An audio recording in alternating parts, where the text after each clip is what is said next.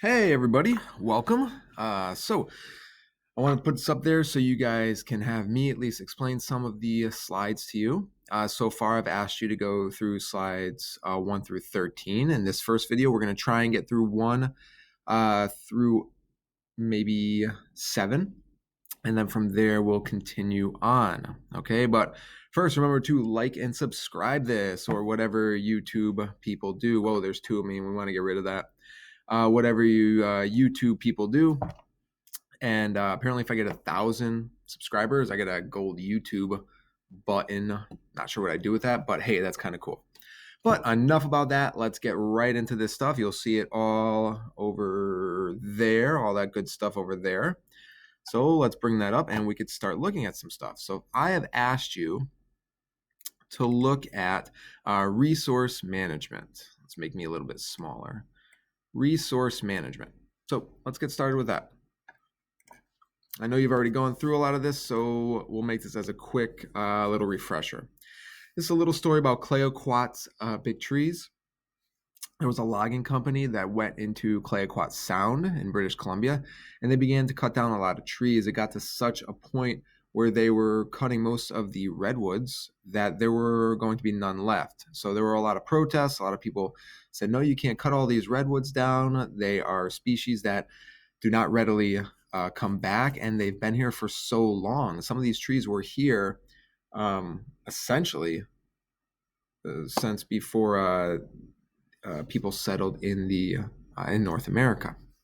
So that was a big deal back then in 1993, looking at cutting down the redwoods. Okay. Continuing on, we're looking at resource management. This is all about resource management. Okay. Overfishing, cutting down too many trees, using too many fossil fuels. It's all the resources that we use. Renewable resources, you know about those. Not renewable fuels, not wind energy, solar energy, geothermal energy. It's the renewable resources like soil, like water, okay, wind, trees. All of these things are the resources that we use in one way or another. We try to make sure we do not overuse them, because if we do overuse them, they can get to such a point to where they've lost their fertility and they're no longer any good to us. So we practice sustainability. We use it only so much that it could still replenish. So resource management was not always so cut and dry. It wasn't always just, hey, don't cut so much. You got to leave some behind. We can't take so much. There is a dark side, and the dark side is the argument of tragedy of the commons versus maximum sustainable yield. And what tragedy of the commons says is that, hey, there is a common area that everybody uses. I know you're familiar with this. And if we all use that one area, we're going to use up all of its resources. Whereas maximum sustainable yield looks at, hey, we're going to use only so much, but the resources can still come back. Okay, we haven't completely depleted everything. And that's the argument. That's the fence that everybody is trying to straddle. Okay, we're trying to get as much as we can, but not completely deplete our resources. Goes into a little bit about what tragedy of the commons is, or TOC. It's a nice little video down there you guys can watch.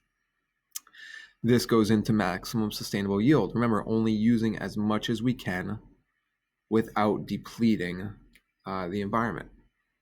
All right, so hopefully this goes in and helps you guys a little bit with understanding slides 1 through 7. Hopefully this way helps with you guys. I'm going to try and do this. I'll upload every so often, more on a regular basis. That way you guys can get a little explanation with some of these slides. So next video, we'll continue to go on with forestry and we'll make our way through this. All right, guys, have an excellent day. Bye-bye.